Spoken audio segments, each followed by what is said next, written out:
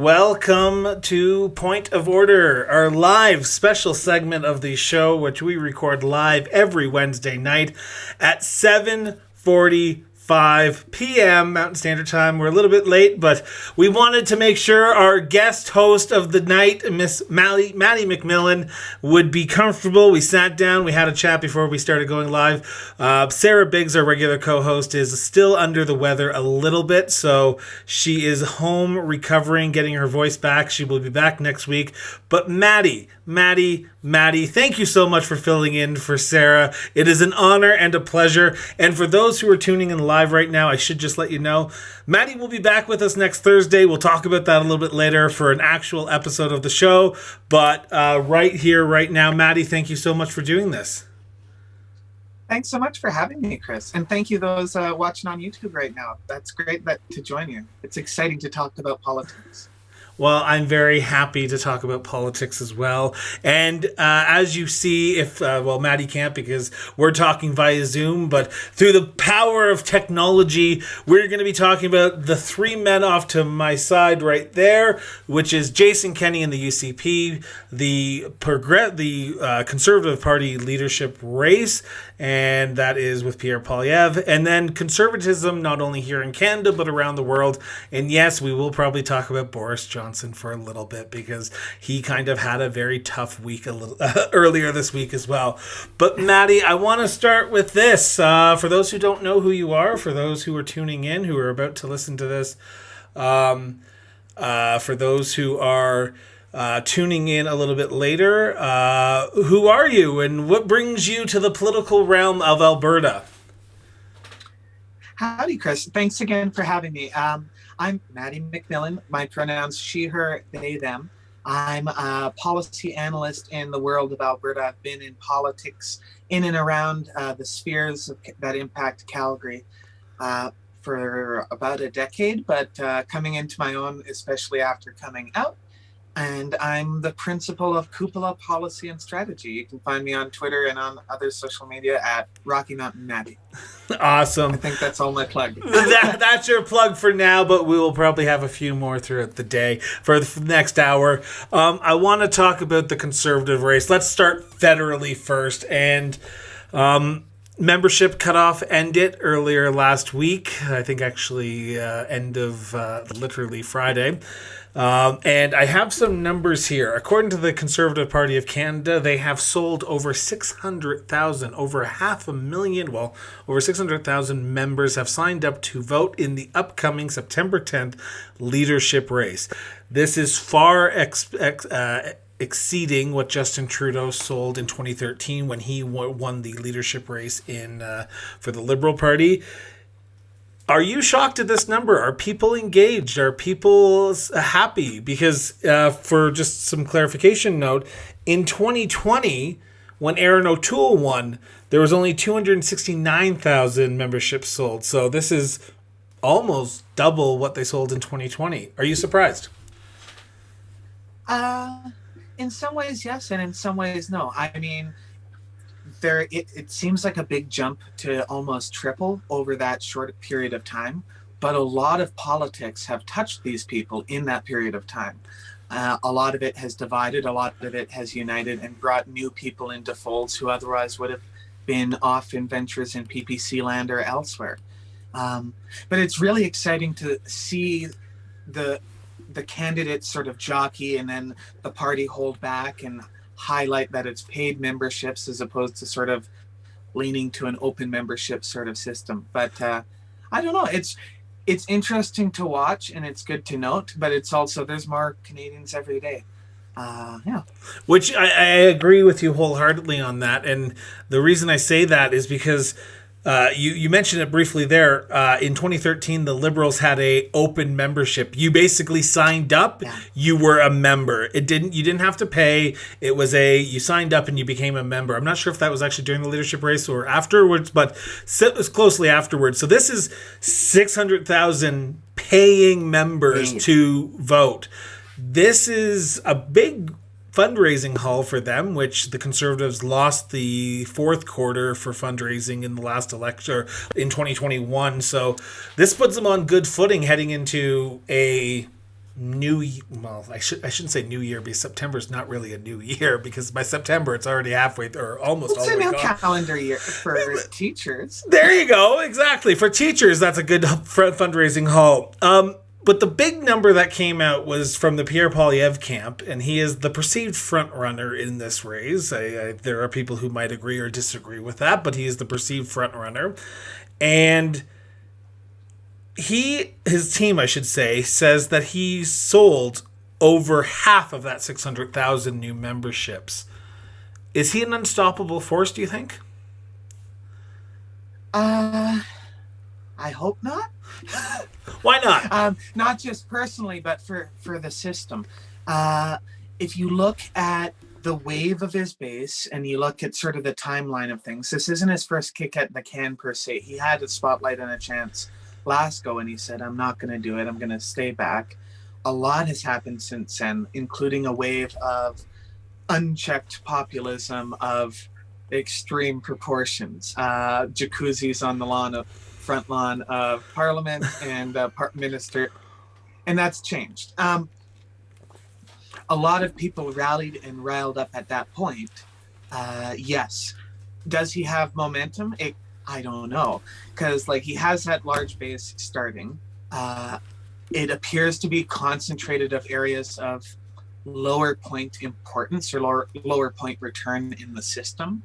But he's the person who's perceived at front, and there's inherent benefits to that.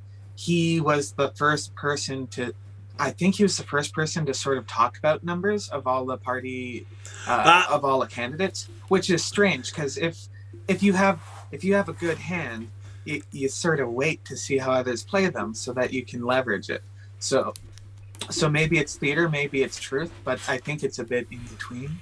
I appreciate what you said there, because for those who don't know, and Mattie and I probably are weird people when it comes to knowing politics and the inner workings of parties, but the Conservative Party is not a one-member, one-vote leadership. So everyone's vote does not weigh the same across Canada. So in the Conservative movement, we talked about this a little bit last night when we had Jay Hill on the show, former leader of the Maverick Party, former government house leader for Stephen Harper. He talked about the fact that in their system, the Conservatives, each riding is given 100 points. So if your riding has over 100 up to 100 points, if your riding has over 100 members, you get 100 votes at the convention. So if your riding only has 100 members, your riding sort of is weight the same way as a riding that has, here in Calgary, 5,000 members. So it doesn't matter at the end of the day how much you've sold, it's where you've sold. And where in Canada have you sold? And when I saw the number of 318,000, I think the number was, I was shocked. But the first thing I asked was, where are they from? If they're all from Western Canada, that doesn't really bode well for a Quebec vote or an Ontario vote. You alluded to it quickly there, but I want to jump into a little bit further. Is being the first out of the gate with your numbers, that it could spell trouble as well at the same time, couldn't it? Because you're Definitely. saying, go ahead. If you have a very good hand to play, there's benefits to holding back, and there's also benefits to using right away. If you have big firepower and you think that you need to nip stuff in the bud now, use that firepower now. But the membership sales are closed, and now it's about converting people in between. So, do you think people can do that? Pardon? Do you think people can do that? Do you think leadership candidates, because if I bought a membership for a candidate, I'm not going to go vote for another candidate unless they do something completely stupid. Do you think the average person who would have bought a membership for Pierre Poilievre would say, okay, he said something about the WEF, so I'm going to go vote for John Charest now? Or do you think Pierre's numbers are kind of solid? Let's say I'm a Leslyn Lewis supporter and I want a winner, and maybe I'm shaky. Last time she had the most number of votes, but not the math and how it sits in for representation. if I see Pierre is firmly in the lead before other people say any of their numbers, I'm not going to maybe pay attention to the other folks. It's Leslyn and Pierre, and maybe that's okay with me compared to how I might see the others. I think it's also just to go back to another point. It's not just where you've sold, but also where others have sold in comparison to you. Because if you're selling in areas of high competition for second choices sort of situation, that might impact things differently. Jean Charest and Mayor Brown and Scott Aitchison and Roman Baber. Yeah, so there's play in where you are. Pierre centralized in Alberta, but he has a bit of share in Quebec. I think it plays into sort of setting up the stage. We've moved from a point of asking for sales to asking and mobilizing and identifying chance of return on getting people to vote. And this is the early days. So maybe Pierre this is the first chapter after membership sales. I am definitely in the lead, no matter what anyone will say after me. Well, and that's it's setting a new stage. Yeah, because Patrick Brown was the literally the day after the membership sold. Patrick Brown came out and said he had sold 150,000, which is still an incredible haul if you ask me.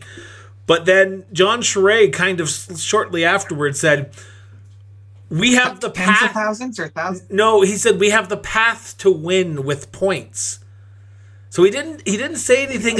He didn't say anything about the number he sold. He said the path to win with the points in the system, which made me think: how do you know what other people have sold? Like, unless you have inside information from the Conservative Party. I think it might also just be like the path to win is that a lot of supporters in Quebec with 20-something seats compared to Alberta with less than 20 seats in Parliament, less than those balances. Sorry, my numbers are way off. There's 75, 78 Quebec in Quebec. Quebec has way more seats than Alberta. I said a silly thing, so I'll say a simpler phrase. There are more seats in Quebec than there are in Alberta. Therefore, if he has the right concentrate and the right setup, that's the path to victory. You don't need to flatten a forest to have a path. Yeah, I agree wholeheartedly. And it is so interesting to see what path is going to be taken, because right now, there's no more debates for the Conservative Party. There's nothing there. No one's going to be talking about anything. They're literally just going to be talking about social media. Now, Jean Charest has come out and said, let's debate again. Let's have a third debate. And he has asked Leslyn Lewis, who's accepted. He's asked Scott Aitchison, who's accepted. He's asked Patrick Brown, which Patrick Brown just lost 2 MP endorsements. So I'm assuming he wants to do that as well. Pierre hasn't said anything, and Roman Baber hasn't said anything. Is it beneficial to have another debate if you're the front runner, do you think? I think it depends on how far into the stride you are. Not just in your timeline, but looking at the momentum and the waves of others. If you think people are on a bit of a downwards or if they're on a down of the waves of up and downs of putting stuff out there, seeing what sticks to the wall, and playing averages, it might be great to draw attention at that point of time, so that not only do they see a comparison, they see something, but then in the days to come, as they're talking at the water cooler, they can see the purported not leaders doing worse. I'm sure there's way better ways of phrasing that, but it's basically, if you want to tell a story that you're going up and the other ones are going down, the best time to do it is at a snapshot point of your choosing. Yeah. And as a front runner, you can choose, okay, I'll do the debate, but it can't move my schedule. There's a lot of things one can do better with their time at a debate, depending on what your priorities are. Pierre is Pierre for Prime Minister, not Pierre for democracy. So it's a different sort of priority for his fan base. Do his fan base want to see him say good quotes? Yes, but he can go to lots of things. He can go to a conference, switch in, have someone record it. He can get that elsewhere. At the same time, I don't think having the front runner there or not there, like, it might not impact. Like, let's say Sheree and Pat Brown, like, they're not necessarily going to be picking up any Pierre support, both in math or in numbers, but just people defecting. Yeah. So if he's not there to defend however they want to frame, whether they're working in cahoots or it's just mutually beneficial to point out he's missing and say things that can be used later that Pierre didn't defend. Now, Pierre might be like tweeting away all night and chirp away, and that might be beneficial, but the captive audience at that moment won't have him in the way. Which, so for those who are watching, I should just clarify this, that they tried to hold a third debate prior to the membership cutoff, but Pierre Poilievre said, no, we're not doing it because it's not sanctioned by the Conservative Party of Canada. It was with the independent broadcaster journalists out of Ontario, Patrick Brown, Roman Baber, and John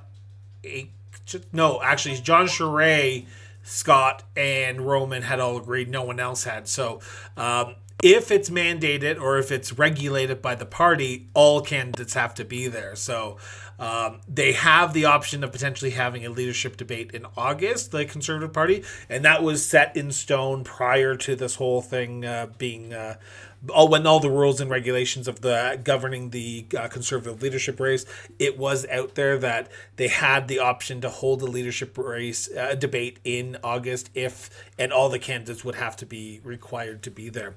I'm in the same opinion as you, though. If I was Pierre, I'd be holding my wall up and saying, okay, if I'm in this debate, I want it on this day, I want this moderator and this, and this, and this. Because he has the wind at his back. He just has to figure out how to sail it smoothly without any major screw-ups right now. And going into the summer, it's going to be quite easy because you honestly just have to not say anything to any newspaper and you're going to be great for the next 3 months until the actual votes get sent out. Exactly. And you're right, like, we're entering barbecue circuit season, but not a lot of uptake in broadcasting, but a lot of uptake in one-on-one relations. Yeah. So if you're a candidate at an unsanctioned party forum that everyone else agrees to, you can get all the sound bites you want, people echoing at Canada Day when we're reflecting on what our country is and what it can be. Stampede, which is a huge season for any political movement. There's chances to circulate narratives, and this is when you can plant the seeds. Yeah. And that's something that Pierre might want to avoid, too. Like, there's a reason, like, shouldn't expend any political capital in that direction. I'm just looking forward to every single leadership candidate being in Calgary for the Calgary Stampede and having all their God-forsaken leadership barbecues and mingling with the people. And if anyone wears a cowboy hat, I'm throwing a fit right there, right now. Just because you're in Calgary does not mean you have to wear a cowboy hat. That is my 2 cents on that statement. Can I wear my Stetson and my shit kickers? Go for it. Go for it. Just no cowboy hats, okay? If you're a cowboy, sure, wear the cowboy hat. If you're a politician from Quebec, Ontario, which all of them are, don't come to Alberta thinking that you can win us over by wearing a white Stetson cap. We saw how bad that did for Aaron O'Toole, and just don't.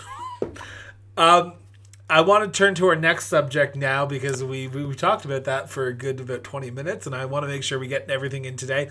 And that's the UCP leadership race. Earlier today, Leela Ahir announced that she was in after announcing the day before on Ryan Jesperson that she was in to replace Jason Kenney. Todd Lowen on Monday announced that he was in up in Grand Prairie or Valley View. He announced. Travis Taze announced on Saturday that he was in. Daniel Smith, Brian Jean, and Mayor Bill Rock. I apologize, Mayor Bill. I don't know where you're from. I could have done my research. He's from Amisk. Okay. Oh yes, Amisk. Yeah, it's for the viewers. It's by Hardesty, and for the viewers, Hardesty's by Wainwright, and Wainwright's by Lloyd, but if you go west, it's like 2 hours from Edmonton. But all you had to say is Hardisty, because Hardisty is where Keystone XL pipeline was supposed to start, and then got vetoed by Joe Biden. So you say Keystone XL. Keystone, Yeah, everyone knows. Are you shocked? Shooting the mess. Are you shocked 2, 4, 6 candidates have announced already? Well, I should say Brian Jean announced like the day he won his by-election up in Fort McMurray that he was running for the leadership. Danielle Smith announced at the last SGP in, I think it was April, that she was running if Jason Kenney resigns. Are you shocked that there's so... And there could be still more. There's a speculation that there is a few more cabinet ministers who are going to announce. Are you shocked? Rajan Sani is exploring options. Yeah. Are you shocked with the status of this leadership race so early on with so much interest? No, I think of it more, it's like a F1 race. Everyone is sorted in their spots. They're ready to go. The race is starting. They're showing up to the line, ready, limber, like they're stretching. They're not waiting. There's not any point to wait for what characters these people are playing in this story. If you're gonna come out, you're gonna come out now. And if you're Brian Jean, you're gonna come like 5 years ago. I was gonna say he lost the leadership, and he was announcing. I want to ask this question, and I apologize for interrupting, because you're from rural Alberta. You're from rural Alberta. You were born and raised in rural Alberta, right? I've lived a lot of my life, but okay, the home that I head to at the end of the week is in Calgary. Okay, it's a small town south of Balzac. Okay, you lived in a small town south of Balzac. I've spent a lot of summers just at what's now the Red Deer Airport. It used to be a cadet training center. Spend a lot of time sort of hopping around. But you're an Albertan, right? Prairies. You're an Albertan. I call myself okay. an Albertan. That's how I'll clarify that. You are an Albertan. You are Albertan through and through. You were born here. You were raised here. You currently reside here. You have a better pulse than I do on Alberta issues. Because I'm from Ontario. Even if I was moved here when I was 5, people would still say I'm an outsider. I'm coming from a different province. But I live here now with my husband in Northeast Calgary. Yet again, a small city just south of Balzac. What do the leadership candidates need to do to potentially win both rural, which a lot of UCP members currently reside in, and urban, which Edmonton is a orange wave right now, and Calgary is such a toss-up? What does a leadership candidate need to do to win both rural and urban right now? Is it just be honest, or how do they win it? In the leadership race? Yeah. Or to win in the general? Leadership race. Leadership race first. Let's talk leadership race, and then we'll move into the general afterwards.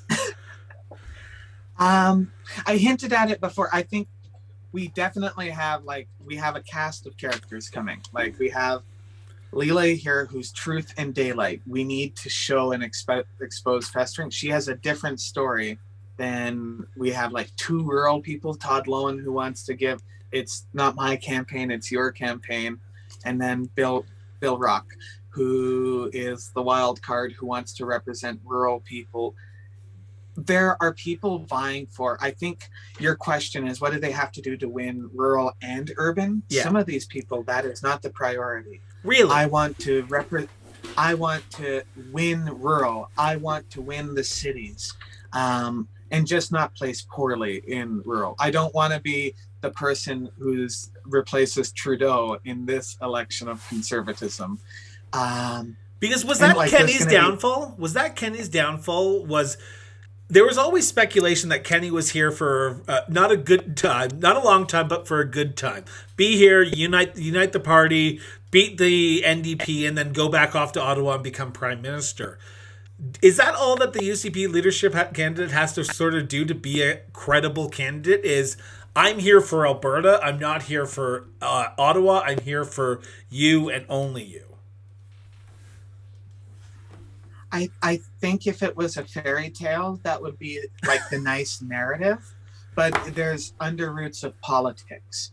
If you want to win, there are lots of divisions that you can prey off of. To use a political science term, there's a lot of cleavages that you can wedge, including opinions of rural, urban, elite, grassroots, bringing us forward or making us great again or making us reprehensible, whatever direction. There's camps that you benefit if you abandon another one. So it's a question of, will the UCP, to win the UCP and be that hero of conservatism, you have to do that under a big tent. Or you can pull out one of the legs from the tent and know where all your people are so they're protected. And yeah, it's different paths. Like Bill Rock doesn't care about uniting the party, but he did contemplate about starting a rural party. Brian Jean has been hooting and hollering about this situation for a very long time, talking and amplifying. It's the vehicle for using Alberta to fight against the feds. Some of these people could parlay into that greater conservative narrative, but I think we have to remember Kenny is an Easterner with Eastern ideologies who flew over here with an intent to always sort of be popular in that mindset. After he left, see, all the media loved him because they don't know Alberta, and he's playing for a different stage in the end game. Save the Legacy is his game, and I'd say Travis Tave's game too. The ministers who are still around want that legacy to carry on, want that conservative push. Some of the people don't care about that. And maybe that's in their best interest. Maybe it's in Alberta's best interest. But it's really interesting because we are not seeing people pulling together in the same boat.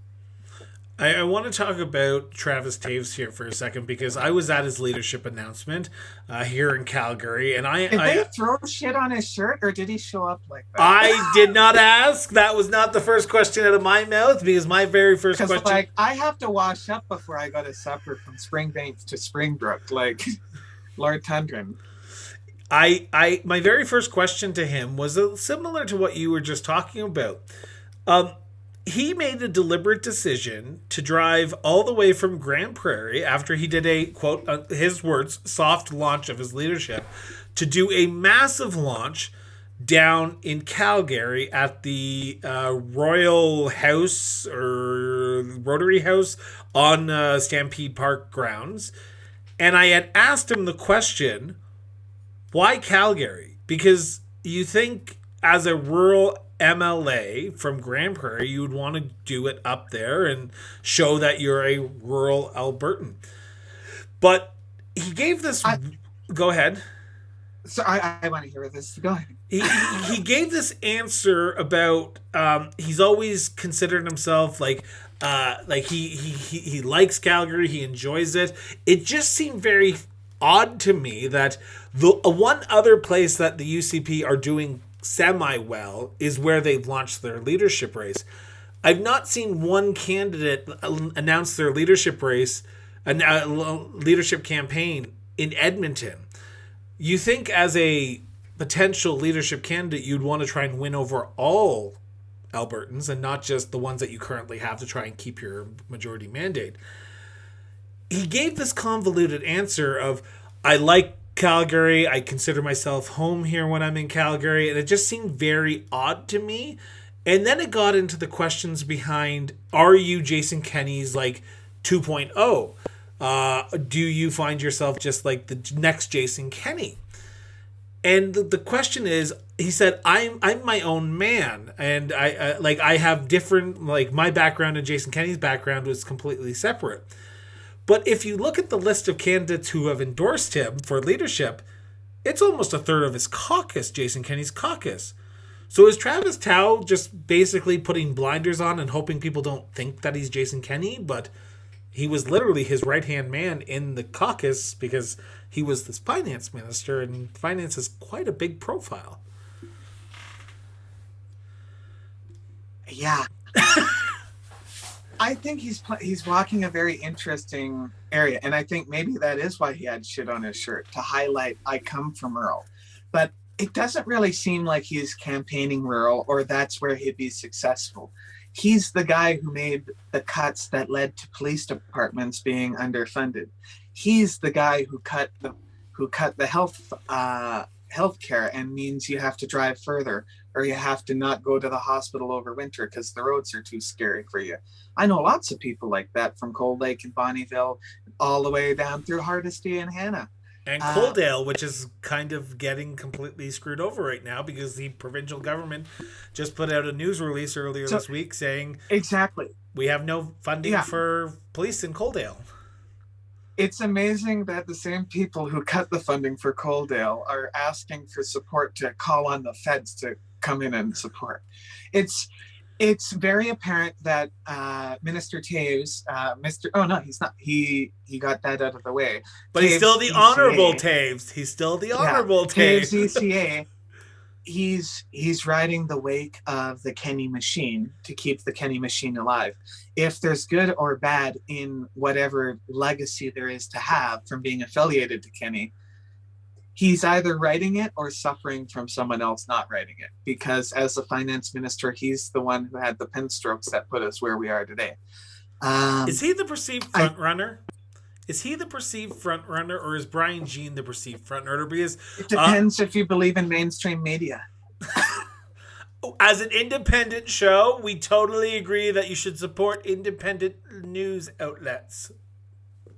If Mr. Taves if the Honorable Taves is the front runner, that means he would hypothetically have the math of let's say he inherits all of Kenny's support. So 50% plus a couple thousand bonus memberships. There are a lot of people in this race, and Kenny could only win half. Like, there's a lot of plucking away from that half that can be done. There's a lot of tearing apart, and I don't see a lot to gain. I can't see a path, and I'd love to see one where Taves is the hero in his own backyard, which isn't the case. Although he inherits some of the Klein machinery based up there for like the north of Edmonton operation. Yeah. And I think they're affiliated in that way. But there are people who can pull away. Anyone who is more of a heart and time sort of person is not running towards him. It's people who it's more like, I see a return on my investment on this person. And maybe that's why he came to Calgary. I want to bolster my business and my economic background, and I'm going to come at a time that's just ahead of what became Energy Week, a celebrated yada, yada, yada. Ride that wave, build the narrative now, so that when people keep the people you want to inherit from Kenny stay with you, but the narrative of being the Kenny legacy goes away. But everyone's going to be picking away at that. He has a lot of red ink on his hands. So I just did quick math while you're talking because I want to talk about this rural-urban divide. So in the last 9 premiers, so from Kenny all the way back to Lougheed, there's been 9 premiers of this province. Only one has come from rural Alberta, and that is Ed Stelmach in 2004, and he did not last that long. So we had Kenny from Calgary, Notley from Edmonton, Prentice from Calgary, Hancock from Edmonton, Redford from Calgary, Stelmach from Fort Saskatchewan, Vegreville, if I'm not mistaken, was his writing, but he lived in Vegreville. Go ahead. I can appreciate your point, and I think this is something that we forget too often. Alberta has a benefit of this sort of dual metropolis setup. It's not a metropolis on a global scale, but it is for the prairies. Yeah. We have the 2 biggest prairie gems, and it draws in a lot of people. A lot of people think there's this rural-urban divide. There's definitely a prairie culture, a prairie nation culture of understanding that I think people who move straight to our metropolises miss, and that's great to tap into. But like, Rachel Notley is as Alberta as it gets, not because a lot of people say she's from Edmonton, but she's from Peace River country, where there is no help for miles. The help is you and your ability to communicate and work with your neighbor. We all And know that story that she tells every I'm not single selling event is her dad had to go fix some cow fences because he was the only one near and he was the MLA at the time. So we all know that story, and I agree. She is from I'll Fairview. flip it around though. I'll flip it around too though. Like Ed Stelmach, like he was going to go to school, but he had farm obligations and he had to stay. I think it's not a rural urban divide issue. It's a lot of people in rural Alberta, and I think this goes for a lot of. I hear a lot of it from my country cousins in God's country, Southwest Manitoba too. It's that every election cycle, city folk come to town and say, all your problems can be solved by us. Just vote for us blindly. And then they leave and nothing happens. And from the point of view of like townsfolk, I'm going to say townies, because there's also, you live in the country, you're a townie or you're from the city. These are people who saw no corporation wants to invest in a grocery store, so we're going to make our own co-op. No one even wants to make money off us, so we're going to have our own United Farmers Association. No one wants to invest in our kids and in our future, so we're going to have our 4-H and our rodeo.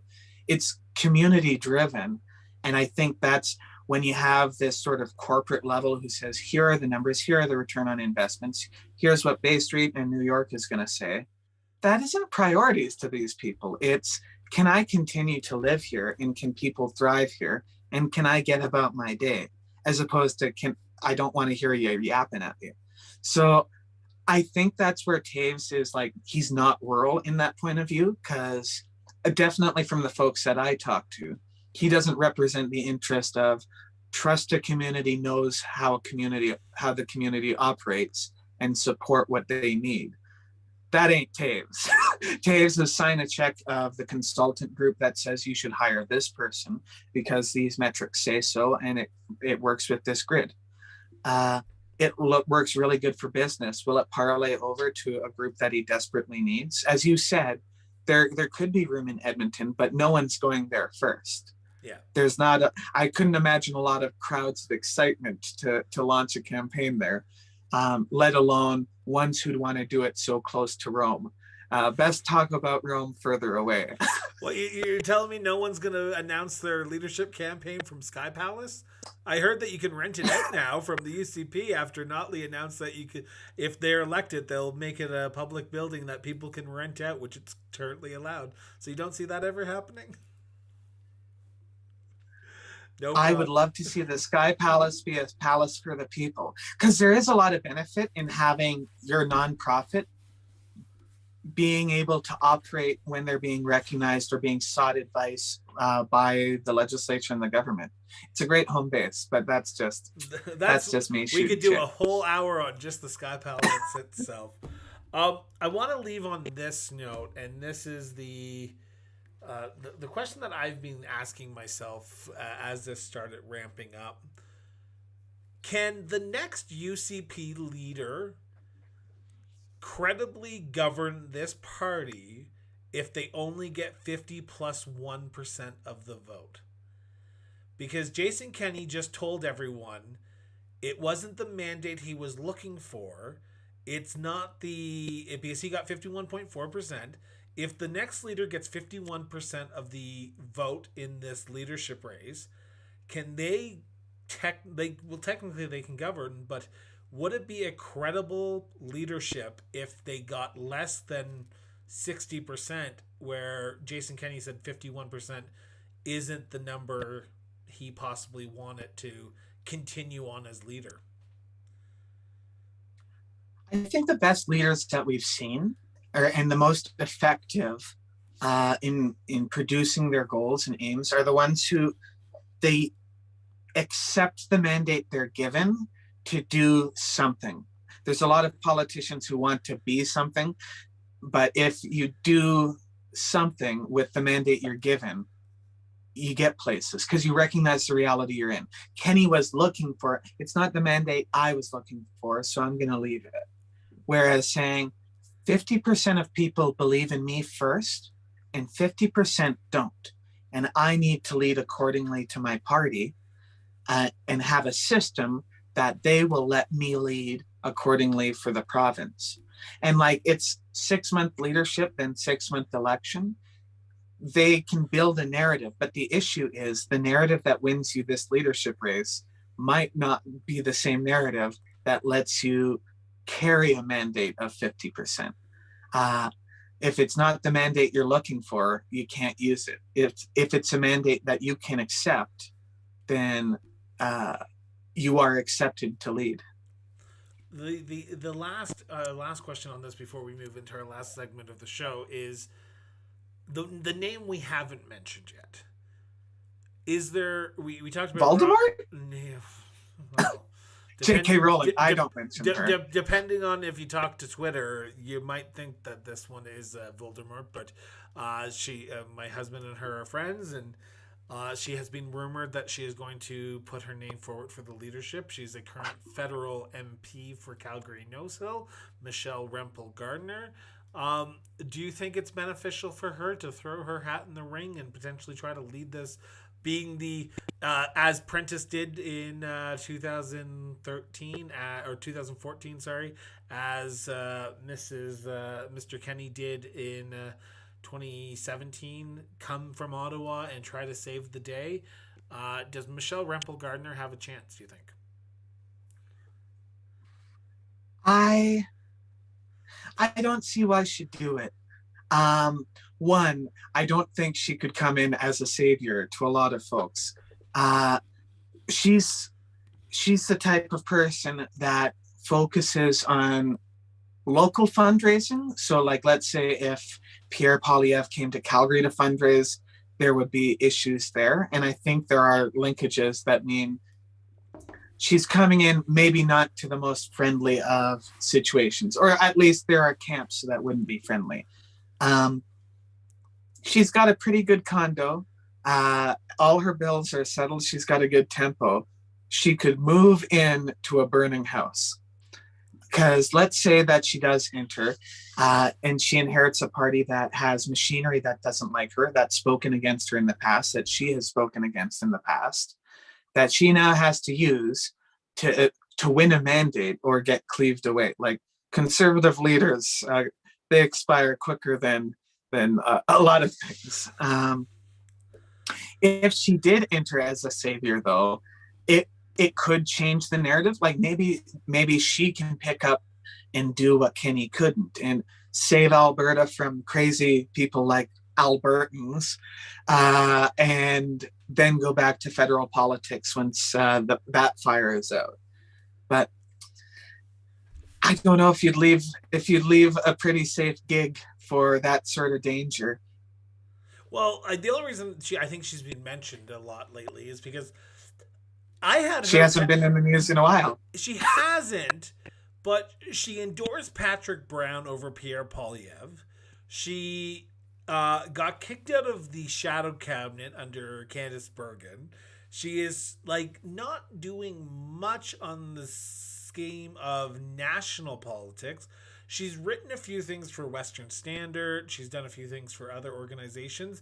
It just, to me, it seems like she's laying the groundwork to do something, and I think that's why a lot of people are watching, and that's why the Western Standard had that article that people close to her are saying that she's exploring the opportunity, but everyone seems to be exploring the opportunity and no one seems to just want to do it. You think you would know if you had a chance to potentially win if you are thinking about it? Yeah. She's definitely up to something, but she's always up to something. She's a shark with a very strong mind and a strong conviction. Like, she has to keep moving to survive. She isn't one to be able to rest on laurels. She has to have an issue. She has to have an us, and she has to have a them. Now, she is not in the same boat as the direction of, we have to remember this leadership race was triggered when Aaron O'Toole was out of the country. It was triggered because, It was triggered because people who were mad because the vote on conversion therapy was passed unanimously. People who were out of the country who otherwise would have voted to continue torturing people like me. That's who triggered this whole thing. We don't like Aaron O'Toole because they don't want, because he doesn't let us stop the torture of queer people called conversion therapy, but it's more like using therapy to torture people into a certain behavior.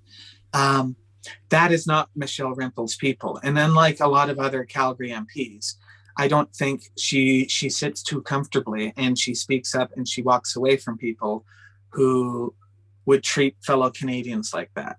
She's in a tough pickle. I think she likes pride stuff, and I think she likes a lot of progressive things, and she's seeing the party leadership pushing her away from an ability. So maybe she is being pushed towards provincial, but it might just be better for her to sit out, let Pierre or whoever win.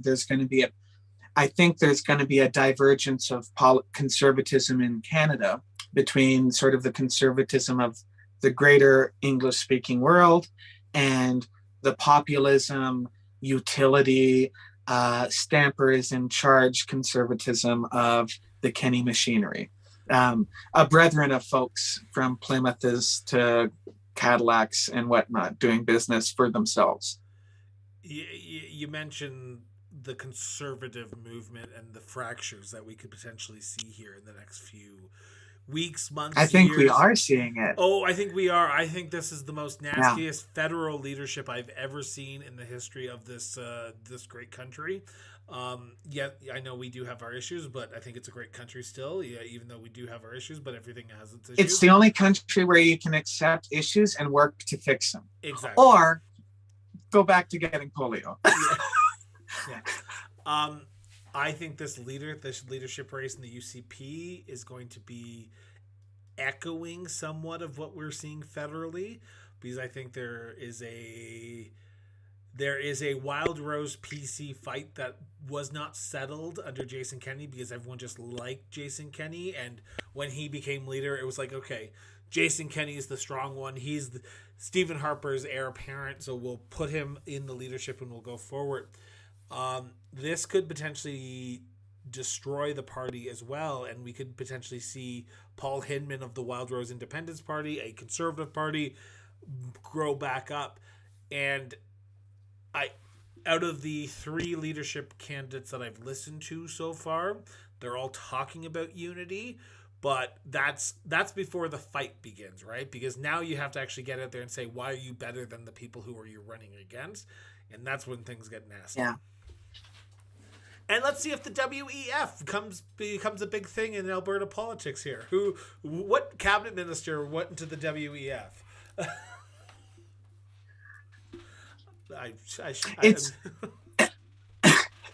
Don't let them hear you. Don't let anyone hear. I just said the WEF. Hey, I'll talk to anyone. I've always said that on the show. The only people that I won't talk to are, you know who you are. I want to turn to more the conservative movement now. We saw Boris Johnson earlier this week get a vote of non-confidence on Monday. I remember because I was up because I couldn't sleep Sunday night, so I was up because I was having so much pain. And because this is what I do on night, I look at the numbers, and I'm always about the what do the numbers mean, and what do they mean in retaliation to or relationship to the previous leader. So Boris Johnson had a vote of non-confidence because members of his party, 54 members of his party, went to the chair of the 1922 committee, which I can talk about that in a full other conversation, but in UK politics. They held a vote. He won the vote with 211 voted for his leadership to stay on as leader. 148 voted no to kick him off. That is 58.8% of the vote. So roughly a little bit more than what Jason Kenney got in his leadership race. These numbers are important because I just want to go back. Yeah. 2018, Theresa May, the then leader of the Conservative Party, Prime Minister of Canada, or Prime Minister of the United Kingdom. I like how Maddie's just walking away. She's like, it's good. It's going to be a long-winded diatribe here. This is good content. Exactly. In 2018, Theresa May, then Prime Minister of the United Kingdom and leader of the Conservative Party, had the exact same thing happen to her. Members of the backbench went to the chair of the 1922 committee and forced a leadership review, a vote of non-confidence in the leader. In that vote, Theresa May got 200 votes yes, 117 no. She had 63.1% of the caucus supporting her. Boris Johnson has 58.8. He has less than what Theresa May had in percentage wise. This has all to do with COVID.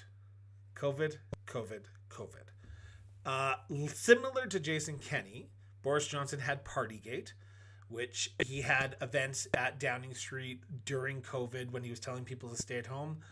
Jason Kenney had Sky Palace with Jason Nixon, Travis Taves, Tyler Shandro, having a really expensive alcohol. It wasn't expensive. It was economical whiskey. Too expensive whiskey taste people. Sorry. So I asked this question. Do the Conservative members and voters hold their politicians to higher standards than other party leaders? I think the exact opposite. Really? I would not say that Mr. Kenney or Mr. Johnson have been held to a high standard, because they haven't. They have been able to maneuver, and I think it's sort of that a lot more sharks who look for maneuverability in that sort of lead the pack by take down the previous Caesar sort of thing, or take the space. Boris and Kenney both had COVID stumbles. Boris and Kenney both had backbencher issues. Boris and Kenney both had large mandates coming in, but smaller mandates jeopardized their leadership. They both won by the skin of their teeth.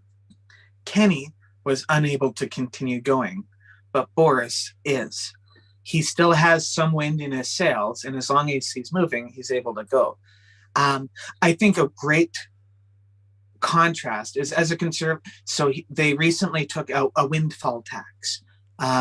With energy prices soaring, producers made huge profits and inflation is high. In Alberta or in Canada, we hear some conservatives talking about cut taxes. But in the UK Conservatives put a windfall tax to tax these big producers, to pay out basically Ralph bucks to everyone to afford. Look, big producer companies, you made all this money, not from anything you did, but just from world situations that are affecting the other half of the equation. I cannot see the Kenney side of conservatism saying we're going to take from this large group of people, or we're going to take from this windfall of people who have bags of money for no reason and give it so that our system and our neighbors keep working. I can see other conservatives doing that, but I think this might be a parting point of a lot of people in the conservative movement are now feeling the consequences of Reaganism and Thatcherism. 40 years of horse blinders and remove the externalities, get to the profits.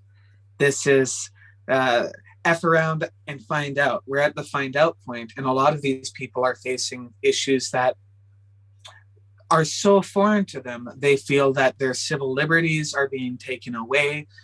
But in countries that have a base of conservatives who see pressures and see the benefits of intersocial rivalries work in a different way. I think it's sort of interesting on that front, but also, if you look in Canada, some politicians would do that. I think Doug Ford and Kenney being on the same poster is gone. He followed the way of listening to the people, and even though I'm going to have to do things the other side would do, I'm going to do it and embrace it and take the leadership point. Populism to stay with the crowd, as opposed to sort of the other type of conservatism push these days. Populism bring your own crowd. So we're going to make them, we're going to farm them, we're going to have them support a lot of ideologies and see the benefits of Russian intervention in a neighbor country, or whatever it is. And then there's the populist conservatives that say, I want to be in charge so that I get some of my ideology through, as opposed to ramming it down the throat. I think it's going to be evident, especially in Alberta, not because Alberta is a special case, but because we have an old guard candidate and an old guard experienced outsider, Leela here, talking about truth and daylight versus keeping the system going, and then other narratives all around. I don't know if there's enough unity in conservative land to keep things together. The stage horses are running in all directions and the arms are getting tired. This is how many leadership races in the past how many years? Like, they're getting really good at it. They're getting really good at the math and the equations and strategies, but it's telling that they can't keep a leader long enough to lead. Well, they just manage to get by. Well, but Boris is forever. Boris is just not going to go down without a fight. You mentioned it there, and I know we talked about this at the beginning of the episode, and that's why everything comes back full circle in this show, because it's what? A point of order. I want to talk about the Conservatives and their game to win the next election. Because right now, polls have them neck and neck with the NDP here in Alberta. We can talk about federally later on in another episode, but here in Alberta, they're neck and neck with the NDP. Now, I've told this analogy a few times on this show, but I like telling it over and over again. I had the pleasure to interview one of the leadership candidates in 2013 who ran for the Alberta NDP. And while I was a reporter in Lloydminster, and I asked the candidate at the time what their policy on agriculture was, and their tongue-in-cheek answer, which still mind boggles me, was Alberta NDP have never traditionally done well in rural Alberta, so we don't have an agriculture policy. Which, yeah, this was a leadership candidate. Maybe they did afterwards, but here nor there. I think it's really telling that a lot of people think a lot of political empowerment in our rural parts of the country was like stripped away in the 70s and 80s. Like, the system changes brutalize that, and it just leads to this overall thought. There's capability there, and there are policies, but geez Louise, sorry. Yeah, I always found that interesting. The NDP need to do well either in rural Alberta or downtown Calgary. Now, by the looks of it, they're putting all their focus in on downtown Calgary. Edmonton is kind of a lost cause for the Conservatives. Rural Alberta is rural Alberta is the UCP equivalent to NDP's Edmonton. Calgary is going to be the base of the next election. Does the UCP turn its sights onto Edmonton and try to pick up seats there, or is it a lost cause?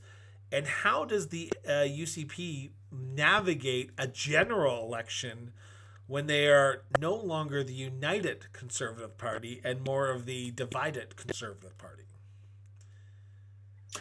Yeah. We might be at the time that the motorcycle and the sidecar part of the united Conservative Party. The motorcycle will still be united, but there'll be a lot less people on board. I think depending on who wins leadership, there's opportunities for a swell in alternative Conservative vote going, similar to the 2015 election. If the Kenny preferred candidate or the perceived Kenny preferred candidate wins under circumstances questionable, I don't foresee Mr. Jean and Vito Marciano. I don't see a lot of those people being quiet and going away. If you can't win after using all these processes, you're going to leave the party. So depending how the leadership race plays out, you might have a bigger, less united, or a smaller but united party going forward. And some of those equations, it might be maybe we don't go in rural and we go Calgary and every 50K or 50K size city there is. Maybe there's other math gambits that work. But it's going to be hard for them, right? This is not an easy, most people would assume, because and no. If you're the front runner of the leadership, let's say you're the leadership race, you get the momentum, you flip the perfect pancake, you roll the perfect sausage, you have the perfect toe down, and you get the shit off your shirt. Let's say that carries through barbecue season, you win the leadership race, You have the momentum. Now you're the premier with 6 months for the election. It's the red zone. But just before the red zone, you make enough promises to get you over that line where you can't make any more commitments, or where you can't do anything. And then you can use that of, I didn't have enough time to do the rest, but I did this one thing good. There's a chance to carry all the momentum, and just, if people want to jump off the train, they can jump off when you're going full steam ahead. It harkens back to the days of Ralph Klein when Don Getty stepped down and Ralph Klein took over. The PCs were in a slump, but Ralph Klein came in, called the election, won a larger majority, even though some expected the Liberals to win in 1993, but Ralph Klein was able to pull the it two best things Kenny has done for the United Conservative Party is creating it and leaving it. The polls have, like, if you look at the poll bounce, there is a benefit. People trust the UCP more when the leader isn't around to carry out their objectives. Well, it goes back to the 2019 as soon as the leader election, gets in, right? It goes back to the 2019 election where the voters didn't like the NDP, but they liked Rachel Notley. The voters didn't like the Jason Kenney, but they liked the UCP. And what the ultimate dream for most I know a lot of voters who like Rachel Notley. No, that's what I mean. No, who liked Rachel Notley, I know but a lot didn't of like who like the NDP. But I get what you're saying. Thank you. One leans into their last name, the other leans into the party name. Yeah.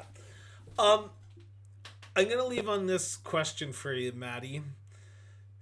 Doug Ford just won a massive majority by being more progressive than conservative. He kicked out people from his own caucus when they weren't vaccinated. Can the UCP learn anything from Doug Ford, or would they even want to? I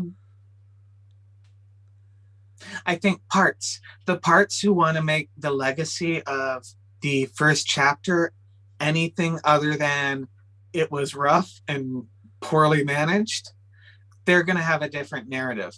But there's a lot to learn from digging in versus having a stance, keeping to it, understanding the other side, and finding the right steam release. If you have the right pressure release valve, you can keep going for as long as you want, as Doug Ford is finding out. Kenny and the thought of don't let any pressure out leads to boiler explosions. Or people getting scalded. Yeah. Go ahead. I think there's that huge difference between. But if you're not Taves, and if you're not someone who is all about the ideology, or who has backers who are encouraging certain behaviors, if you have the mobility, it's working for Mr. Ford in a time that every state down south is pivoting to whoo-wee cray-cray. Doug Ford is pivoting to keep the noble obligation to make sure the masses aren't mad and the masses aren't suffering too much. And I think that's the key. Keep them from suffering too much. He's able to carry out some of his, I'm never one to speak out of turn and never to quote someone that I don't give them credit for. I interrupt all the time. No, I just want to make sure I credit this to Sarah Biggs, because she said this the best when I had her on with Dan Harris, the former MP for Scarborough, on our Ontario election night special. And she talked about how Ford is the best marketer. He can market like ice to like Inuit, right? Like he could go up to Nunavut and sell ice in the middle of Nunavut and people would buy it because he's such a good marketer. He was able to market not the PC brand, but his own brand. And I'm paraphrasing here. She didn't say all that. She just said she was the best marketer, and I'm adding on to that. So if you're going to send negative comments, send it to Chris Brown. Don't send it to Sarah Biggs. I want to ask that question in relationship to the UCP. Who do you see as the best marketer in the potential list of Todd Lowen, Leela here, Travis Taves, Danielle Smith, Brian Jean, Bill Rock, Rajan Sani, Michelle Rempel-Gardner? Because I don't see like a Pierre Poilievre in this group or a Doug Ford in this group, a person who I'd say, I know that person. Okay, we all know Leela here. I kind of know Todd Lowen from him getting kicked out of cabinet. Danielle Smith, across the floor. Like, there's no one that I can say they are the conservative heir apparent to this movement? I think there's benefit for those. If you're not looking to be the conservative inheritor, but the inheritor of a ruling party, then there are marketers who can win. Rajan Sani is someone who has made some of the right moves by a lot of people's choices, or is seen to be making some of the right moves to the point that she shot up. And a year ago, if this would have happened, her name wouldn't have been mentioned in the mix, but it is now. And she can market that any way she wants. Her voice and direction isn't known, so she can create whatever marketing scheme she wants and go from there. The other person who I think has that opportunity is Leela here. She is someone that I've personally seen. I've seen at events that a lot of people say she shouldn't be going up to. She gives a speech and stares at people like me, shaking the head throughout, but she's still there. She's not uncomfortable to market herself as someone willing to come to those situations.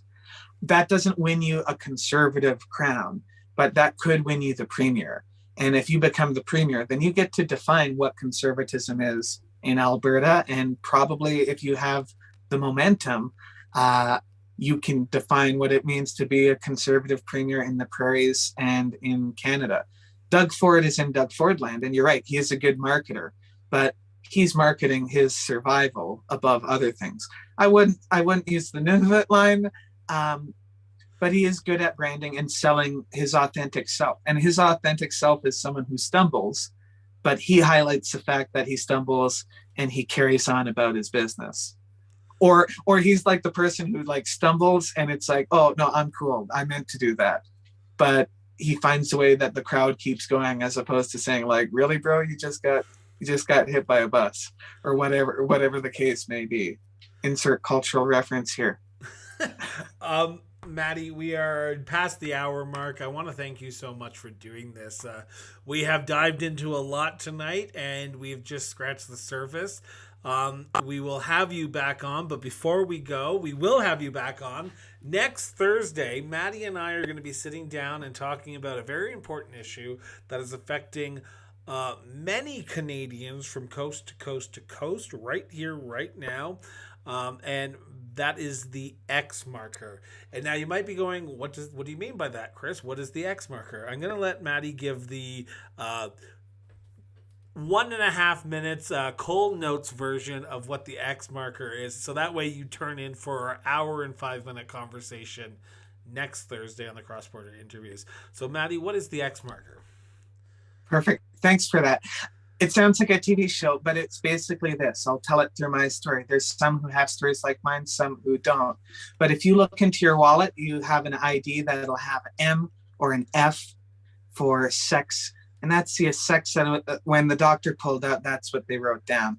That didn't match up for me, but I didn't want to switch from an M marker to an F because that didn't match up for me.